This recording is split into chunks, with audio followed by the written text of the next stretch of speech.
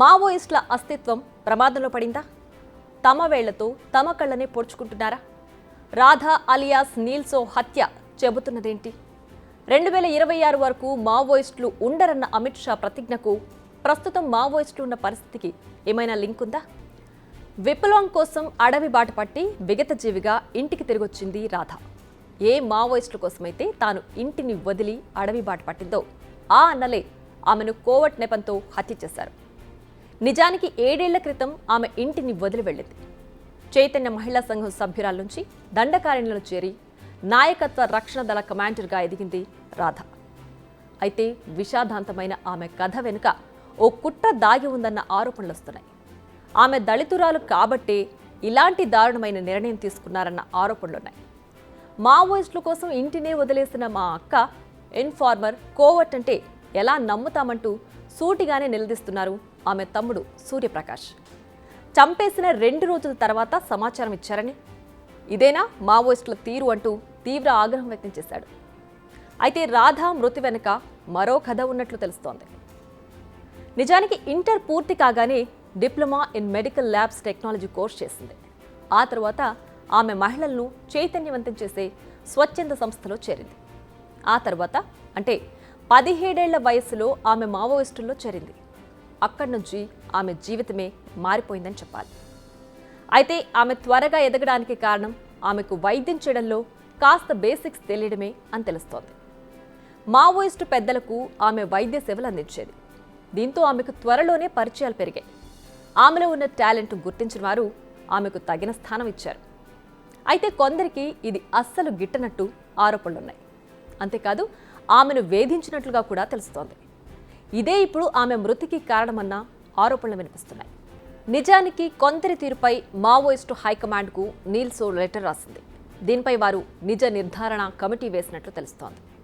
అయితే ఈ విచారణ ముగియక ముందే ఈ విషయం తెలుసుకున్న కొందరు ఇటీవల వరుసగా జరుగుతున్న ఎన్కౌంటర్లను సాకుగా చూపించి ఆమెపై కోవట్ ముద్ర వేయడం, ఆ తర్వాత ప్రజాకోర్టు పేరు చెప్పి ఆమెను హత్య చేశారన్న వాదనలు వినిపిస్తున్నాయి.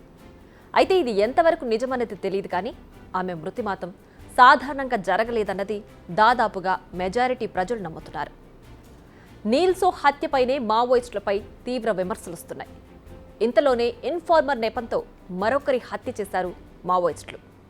ఛత్తీస్గఢ్లోని బస్తర్ డివిజన్ బీజాపూర్ జిల్లాలో మరొకరిని మట్టుపెట్టారు మావోయిస్టులు. జైగూర్ ఏరియాలో ప్రజాకోర్టు నిర్వహించి సీతూ మండావి అనే వ్యక్తిని హత్య చేశారు. కేవలం వారం రోజుల్లోపే 2 వ్యక్తులను హత్య చేశారు మావోయిస్టులు. ఈ హత్యలు మావోయిస్టుల్లో ఎంత భయాన్ని పుట్టిస్తున్నాయో తెలియదు, కానీ ప్రజల్లోకి మాత్రం తప్పుడు సంకేతాలను తీసుకెళ్తున్నాయి. మరోవైపు 2026 నాటికి నక్సలిజంను అంతం చేస్తామంటున్నారు కేంద్ర హోంమంత్రి అమిత్ షా. లాస్ట్ 40 ఇయర్స్లో నక్సలిజం కారణంగా ఏకంగా 17,000 మంది ప్రాణాలు కోల్పోయారని, ఇక ఈ మారణ హోం ఆగాలని అన్నారు. రానున్న 3 ఏళ్లలో ఛత్తీస్గఢ్ను మావోయిస్టు రహిత రాష్ట్రంగా మార్చేస్తామని అంటున్నారు. నిజానికి ఛత్తీస్గఢ్ అనేది మావోయిస్టుల కంచుకోట. ఇప్పటికే కేంద్ర బలగాలు దండకారణ్యంలోకి చొచ్చుకెడుతున్నాయి. ఈ ఏడాది స్టార్టింగ్లో 100కు పైగా మావోయిస్టులను ఏరివేశాయి కేంద్ర బలగాలు. అంతేకాకుండా ఏకంగా 723 మంది మావోయిస్టులను అరెస్ట్ చేశారు. సో కేంద్రం కూడా ఫుల్ ఫోకస్ చేసింది మావోయిస్టులపై. ఓవైపేమో అంతర్గత కుమ్మలాట్లు, ప్రజల నుంచి తగ్గుతున్న సానుభూతి, మరోవైపు ఉక్కుపాదం మోపుతున్న కేంద్రం. ఓవరాల్గా చూస్తే ఇంటా బయట మావోయిస్టులు ఇబ్బందులు ఎదుర్కొంటున్నారు. నిజానికి మావోయిస్టులు కొన్నేళ్లుగా అస్తిత్వ పోరాటం చేస్తున్నారు. మేమున్నామని ప్రూవ్ చేసేందుకు దాడులు చేయాల్సిన పరిస్థితి వచ్చింది. దీనికి తోడు ప్రజల్లో రోజురోజుకి పెరుగుతున్న అవగాహనతో అడవుల్లో ఉండి కాదు ప్రజల్లో ఉండి పోరాటం చేయాలన్న ఆలోచన పెరుగుతోంది. అందుకే రిక్రూట్మెంట్స్ కూడా తగ్గిపోతున్నాయి. మరి ఈ సమస్యల నుంచి ఎలా బయటపడతారు అనేది చూడాల్సిందే.